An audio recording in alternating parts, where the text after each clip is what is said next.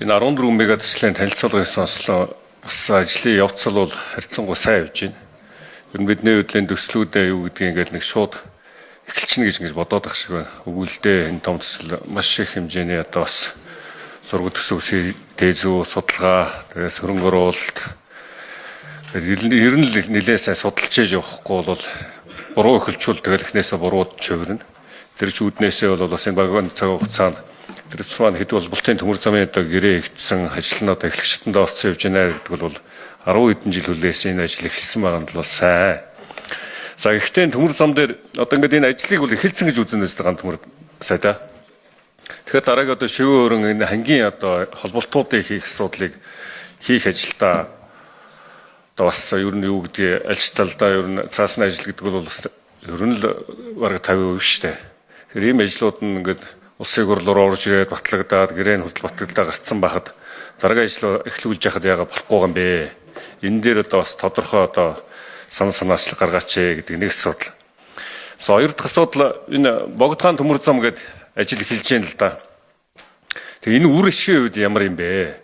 За миний хувьд л бол 90 цав ингээд бичгтийн төмөр зам явах болов гэж ингэж харж ирсэн. Энэ чинь мега төсөл дээр байгаад байгаа тийм. Гэтэл мега төсөл дээр байхгүй ажил ингэж орж ирж байгаа байхгүй юу? Энэний санхүүжил таанаас явж байгаа. Ийм нэг хоёр асуудал байна. За, гандамар сайд асуултанд хариулъя. За, жаргал сайхан гишүүнтэй санал нэг байгаа.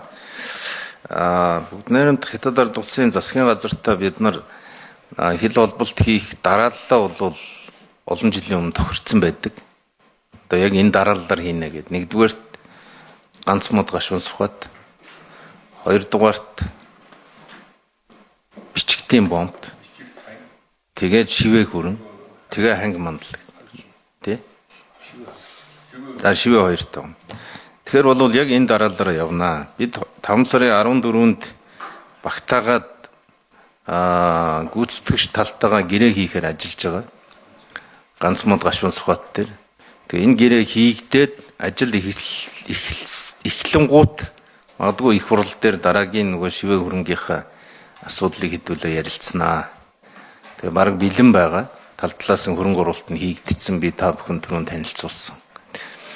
Энэ богдхан төмөр зам буюу шинэ нисгэн хүн дээр явж байгаа төмөр замыг бол Монголын төмөр зам компани барьж байгуулж байгаа.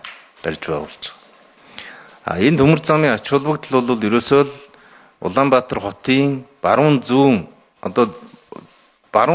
талаас орж ирсэн ачаа баруун тал руу нэвтрэлтийг л бид нар хурцсах өгч байгаа. Одоо бол ирсэн ачаа бүгд Улаанбаатар хотын төвд бараг буугаад тэгээд цаашаага бусад тээвэр рүү шилжиж байгаа.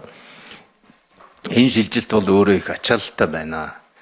Тийм учраас бол бид нар энэ Улаанбаатараа тойрсон том тээврийн урсгалыг бий болгох ийм зорилготой хийгдэж байгаа ажил гэж ойлгож байгаа. Таны хэлж байгаа яг зүүн босоо руу одоо бид нар зайлшгүй хөдлөх шаардлага байгаа.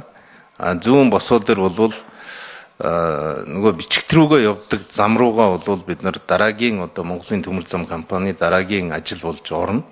Энэ дээр бол концессийн асуудал яригдана.